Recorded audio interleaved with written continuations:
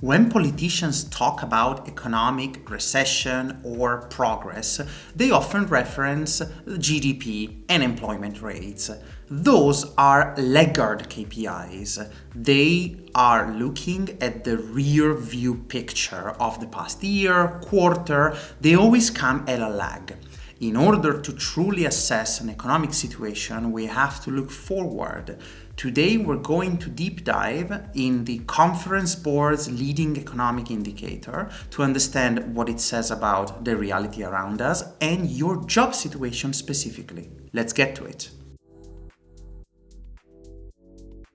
Hello, fellow wealth seekers!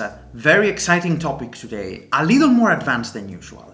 The leading economic index is a predictive system supposed to look at the state health of the economy roughly 7 months before things start turning. It looks at inflection point in the business through a predictive system based on 8 general indicators, among which order book volume for industries and residential building permits for real estate, to understand how imminent an inflection or a positive turnaround could be. As an example, it was able to read the 2008 crisis months before Lehman Brothers called for bankruptcy, or the persistent recession and inflation in 2022, long before the governments were recognizing inflation as a permanent aspect and only calling it transitory by then. So what does this say specifically for early 2026? It pointed downwards for the first time in years, confirming stagnation imminently.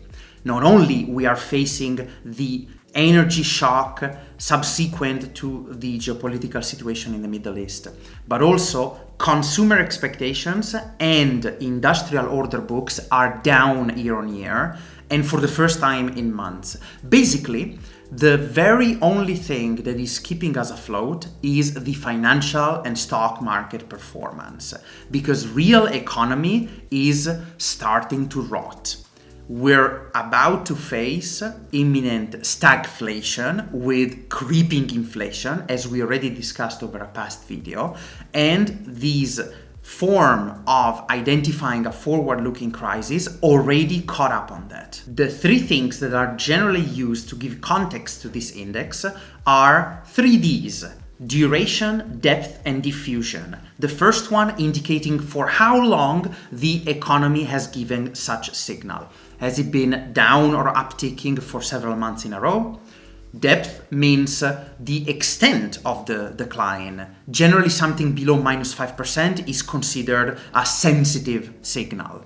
And diffusion, in my view the most important, gives the weighted distribution of the extent of the damage, meaning how many of the factors used for the index are actually downtrending.